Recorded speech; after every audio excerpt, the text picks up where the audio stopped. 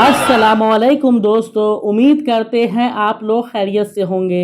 आज के वीडियो में हम बात करने वाले हैं इंडिया और सऊदी अरबिया के कुछ ज़रूरी खबरों के बारे में। अगर आप सऊदी अरबिया में रहते हैं और अगर आप फैमिली को बुलाना चाहते हैं, उसके लिए वीज़ा अप्लाई करना चाहते हैं, तो यह वीडियो आपके लिए बहुत ही काम का है। आपको इस वीडियो में ऐसा आसान तरीका बताएंगे कि आप आसानी से ही मोबाइल से ही सऊदी वीज़ा के लिए अप्लाई कर सकते हैं। डॉक्यूमेंट का पूरा प्रोसेस बताएंगे, वीज़ा का ड्यूरेशन कितना दिन होगा, वीज़ा फ़ीस कितना लगेगा, स्टाम्पिंग का क्या प्रोसेस होगा, आप अपने फैमिली मेम्बर में किन किन लोगों को यहाँ बुला सकते हैं, अगर सिंगल एंट्री वीज़ा लगाते हैं तो उसका क्या प्रोसेस है, अगर आप मल्टीपल एंट्री वीज़ा लगाते हैं तो उसका क्या प्रोसेस है।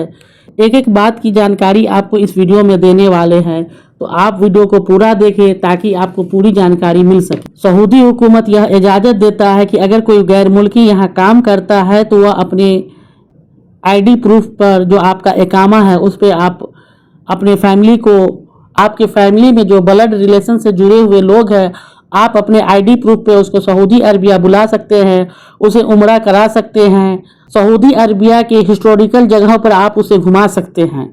तो चलिए एक एक बात की जानकारी इस वीडियो में जानते हैं कि आखिर फैमिली वीज़ा लगवाना हो, सिंगल एंट्री वीज़ा लगवाना हो या मल्टीपल विजिट वीज़ा लगवाना हो तो इसका क्या तरीका है, क्या प्रोसेस है, आपको एक एक बात की पूरी जानकारी दे दे। ब्लड रिलेशन में ऐसे कौन कौन लोग हैं जिसे आप बुला सकते हैं। सबसे पहले आप अपने वाइफ और बच्चे को बुला सकते हैं, माँ बाप को बुला सकते हैं, भाई को बुला सकते हैं, बहन को बुला सकते हैं, और भी जो भी आपका नज़दीकी रिलेटिव है आप उसको सऊदी अरबिया के वीज़ा पे बुला सकते हैं। अब सबसे ज़रूरी बात यह है कि जो लोग यहाँ आना चाहते हैं तो उसके लिए क्या प्रोसेस होगा। सबसे ज़रूरी बात यह है कि जिन लोगों को यहाँ आना है उनको डॉक्यूमेंट प्रूफ में क्या होना चाहिए। आपके रिलेटिव में जो भी लोग यहाँ आना चाहते हैं, सऊदी गवर्नमेंट के हिसाब से जो उसका पासपोर्ट की वैलिडिटी है कम से कम 6 महीने का होना चाहिए, उसके बाद ही आप उसे सऊदी अरबिया बुला सकते हैं।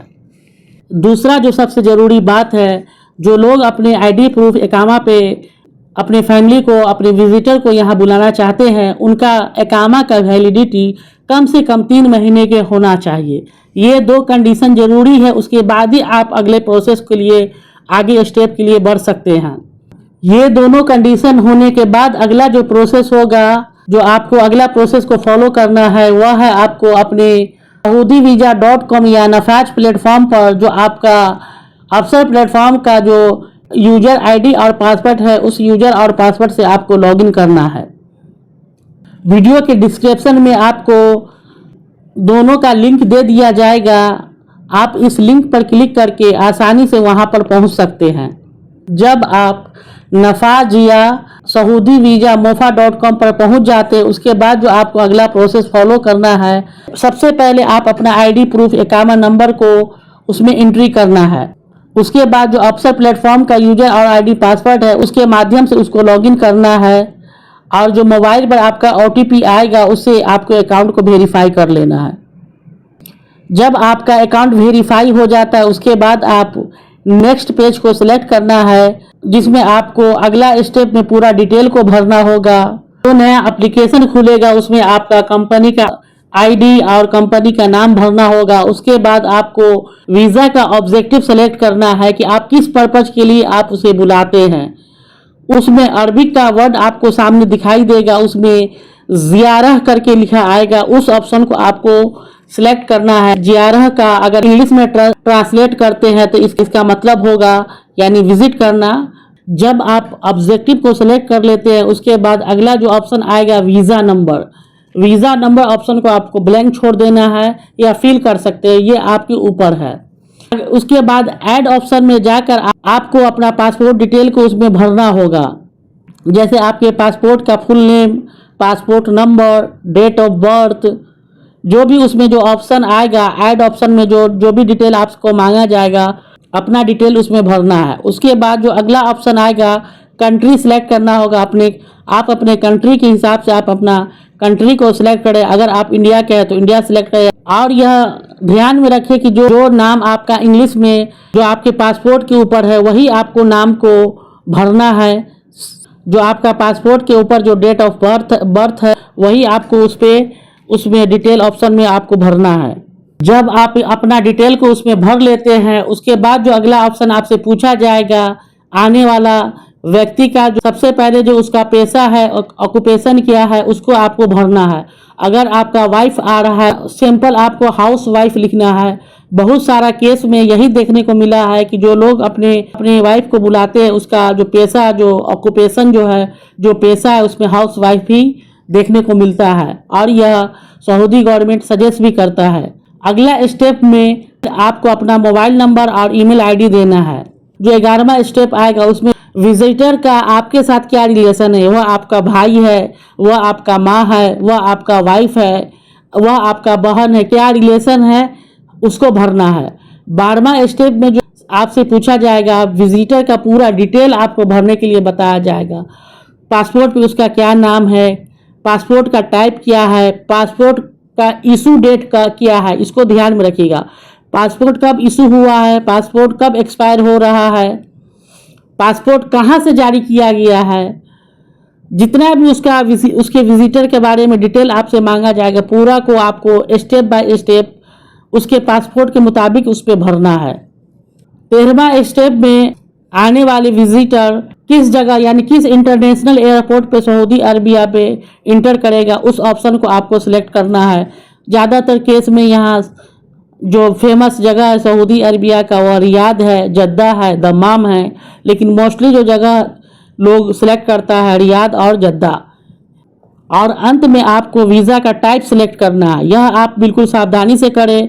आप सिंगल एंट्री वीज़ा पर बुलाना चाहते हैं या मल्टीपल विजिट वीज़ा पर बुलाना चाहते हैं, यह बिल्कुल आप सावधानी से सिलेक्ट करें कि आपको किस वीज़ा पे अपने फैमिली के लोगों को बुलाना चाहते हैं।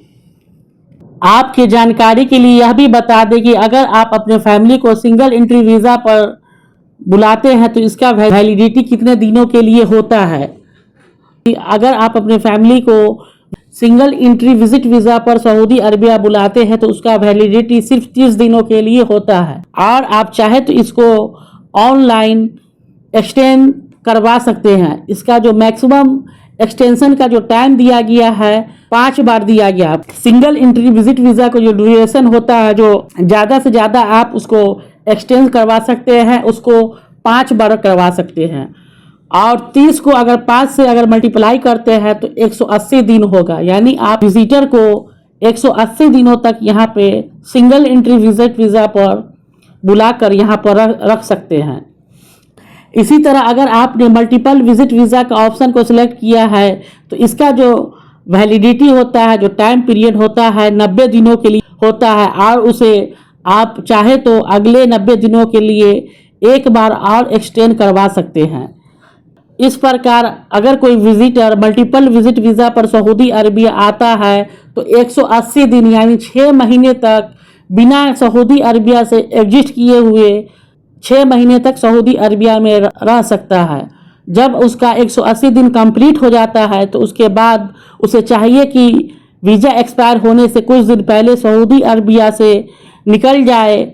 अगर आप चाहते हैं कि अगले कुछ दिनों के लिए और आपका फैमिली आपके साथ रुक जाए तो इसके लिए आपको एक तरीका बताते हैं कि जिस एरिया में रहते हैं, जैसे जो वहाँ का नियरेस्ट बॉर्डर है, वहाँ लोकल सऊदी से आप बात कर, वहाँ पे ऐसा होता है कि अगर कोई आपका दोस्त आपका लोकल सऊदी जानने वाला है तो आपको उस कंट्री के नियरेस्ट बॉर्डर पर ले जाकर उसका दुखुल खुरूज करवा दे, एग्जिट री एंट्री करवा दे।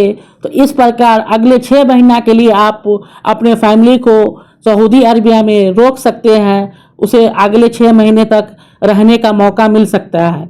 तो यह चीप और बेस्ट ऑप्शन है आपके लिए। आप सऊदी अरबिया के किसी भी कोना में रहते हैं तो आप देखिए कि वहाँ का नियरेस्ट बॉर्डर कौन है, वहाँ पर जाकर आप अपने किसी जानने वाले से हेल्प लेकर उसका एग्जिट री एंट्री दखुल खुरूज करवा ले। इस प्रकार अगले 180 दिनों के लिए आपको फैमिली को आपके साथ रुकने का और भी मौका मिल सकता है। कुल मिलाकर यहाँ पर अगर आप एग्जिट री एंट्री करवा लेते हैं तो 1 साल आपका फैमिली आपके साथ यहाँ पर रह सकता है, लेकिन यह चार्जेबल होता है। जो भी बंदा आपको यह काम करके देगा वह आपसे इसका चार्ज लेगा। इसमें प्रत्येक व्यक्ति का लमसम अमाउंट करीब 750 रियाल, जहाँ तक हमको जानकारी है, एक बंदे का लेता है। तो जितना भी आपका फैमिली के लोग यहाँ रहेगा उसके हिसाब से आपको चार्ज देना पड़ेगा। अलग अलग एरिया का हो सकता है कि और अलग अलग चार्ज हो। जहाँ पे हम रहते हैं यहाँ मेरे जानकारी के मुताबिक एक बंदे का एग्जिट री एंट्री का 750 रियाल लोग लेता है। अगर आप मल्टीपल विजिट वीज़ा पर बुलाते हैं उसका प्रोसेस, और सिंगल एंट्री विजिट वीज़ा पर बुलाते हैं उसका प्रोसेस। इसके बाद आपका एप्लीकेशन ऑनलाइन ही, जो आपका कंपनी है, जो आपका कफील है, जो उसका एप्लीकेशन का रिक्वेस्ट उसके पास चला जाएगा और वह आपका कंपनी और कफील ऑनलाइन ही उसको अफसर अकाउंट से उसको अप्रूवल दे देगा, अप्रूव कर देगा। इसका नोटिफिकेशन आपके एम्प्लॉयर के पास चला जाता है जब आप वीज़ा को सबमिट करते हैं।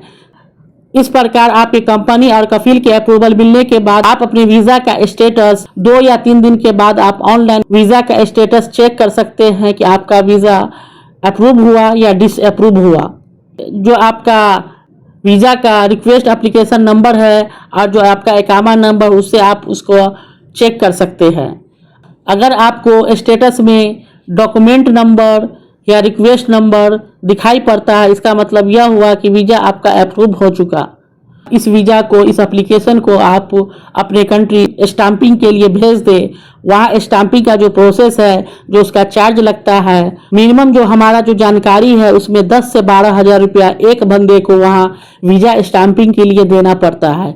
जब आपका वीज़ा स्टाम्पिंग वहाँ से हो जाए तो आप अपनी फैमिली को टिकट कराएं और अपने पास बुला ले, या आपके माँ बाप है अगर उम्रा करने के लिए आते हैं या विजिट करने घूमने आते हैं तो आप अपनी ज़रूरत के हिसाब से अपने फैमिली के लोग को यहाँ पे सऊदी अरबिया विजिट करने के लिए बुला सकते हैं। तो उम्मीद करते हैं ये वीडियो आपको ज़रूर पसंद आया होगा। वीडियो पसंद आए तो वीडियो को लाइक कर दे। चैनल पर पहली बार आए हैं तो चैनल को सब्सक्राइब कर ले।